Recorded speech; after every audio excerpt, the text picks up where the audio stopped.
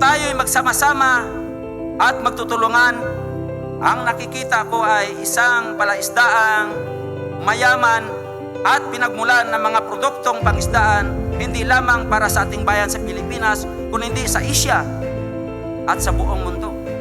We stand at the threshold of an exciting new era for small-scale fishers and stakeholders.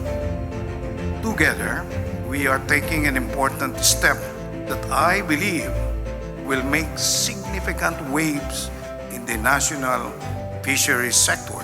I'd like to present to you the book. So the title here is Portrait of Small-Scale Fishers in the Philippines. Ang dignity at pagkatao, sana respetuhin natin.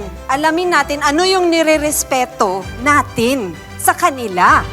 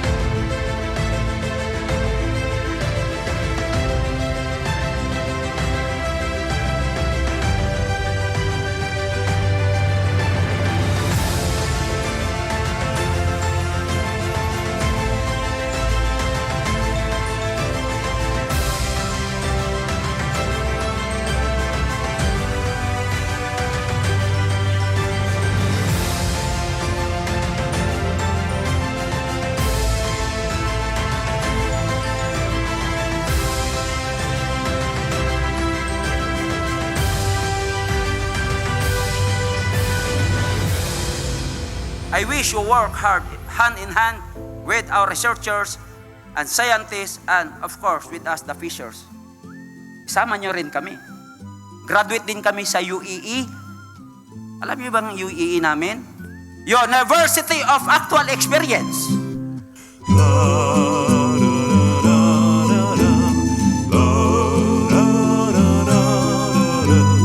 Small scale fisheries, too big to ignore. Palakpakan po natin ang ating mga mangingisdaan. This has to be stated again and again.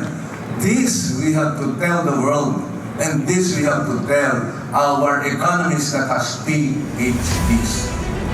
I would like to commend the 44 higher education institutions who are members of TBTI Philippines for recognizing the significance of small-scale fisheries and pledging to promote them to ensure their viability and sustainability.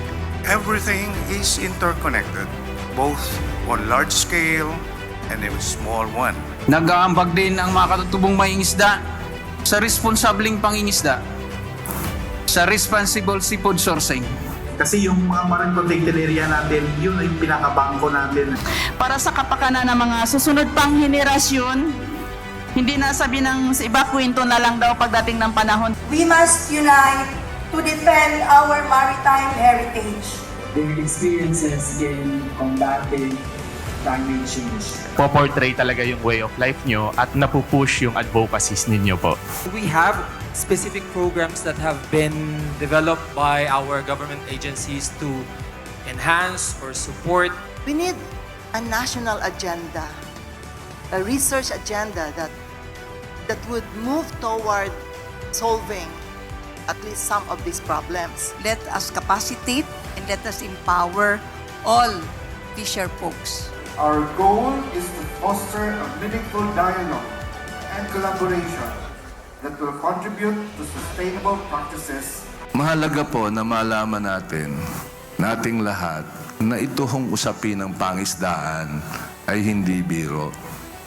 It affects not only 2.5 million fishers, but our country. I encourage everyone to transform the insights gained and the connections forged into meaningful actions. Indeed, small-scale fisheries in the Philippines are just too big to ignore. Mabuhay ang mga artisanong mangingisda sa Pilipinas!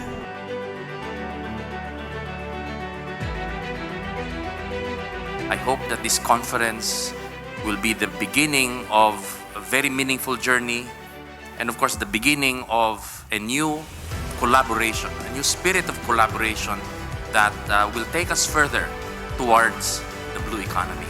If it's not equitable in the long run, it is not sustainable. Thank you again, everyone.